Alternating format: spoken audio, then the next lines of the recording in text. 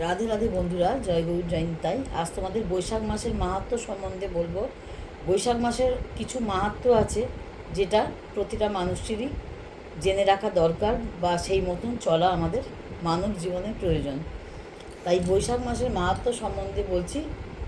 বৈশাখ মাস এবং কার্তিক মাস ক্ষেত্র বিশেষ উভয় মাসকেই সর্বোত্তম মাস বলে বর্ণনা করা হয়েছে। দামোদর মাসে, কার্তিক মাসে আমরা প্রদীপ নিবেদন করি এবং সকলের জন্য ভগবানের সান্নিধ্যে আসার এটা এক সহজ পন্থা। কিন্তু বৈশাখ মাসের জন্য বিশেষভাবে নির্ধারিত হলো হরিনাম জপ, মন্দিরে সেবা সম্পাদন, তীর্থে অবগাহন এবং বৈষ্ণবদের ভোজন করানো।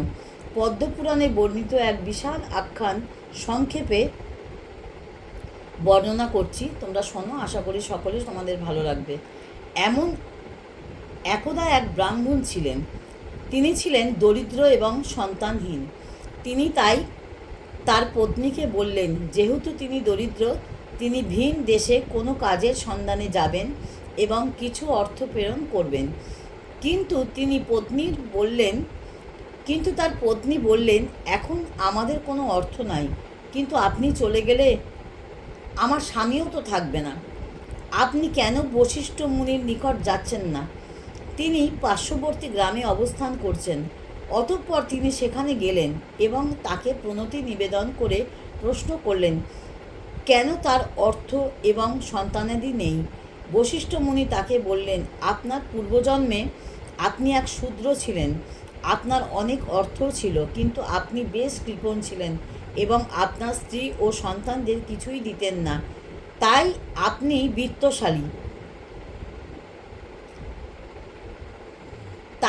বিত্তশালী হওয়া সত্ত্বেও তারা দারিদ্র এবং অতিবাহিতভাবে তারা দিন কাটাচ্ছিল, এবং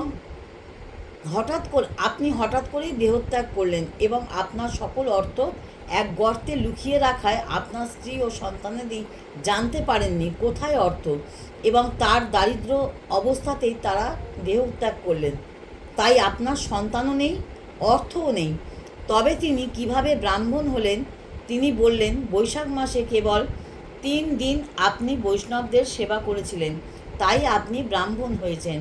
কিভাবে তবে সম্পদ, এই সন্তান এবং সম্পত্তি সব ফিরে পাব? কিভাবে সম্ভব?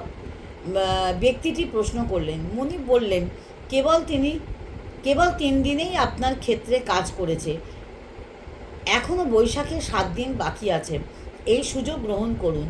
তাই কেবল 7 দিন বৈষ্ণব সেবার দ্বারাই তিনি অর্থ এবং সন্তানাদি প্রাপ্ত হলেন। অনেকেই বৈশাখ মাস পছন্দ করেন, কেননা তা কর্মকাণ্ড অনুসারে অভীষ্ট ফল প্রদান করেন। তাই এটি আপনার উপর নির্ভর করছে, আপনি কি করতে চান। আপনি পুণ্যোদ্যমে কৃষ্ণ ভাবনায় অনুশীলন করতে পারেন। তাই আমরা এই বৈশাখ মাসে এতটা মাহাত্ম্য আমরা সকলে শুনলাম।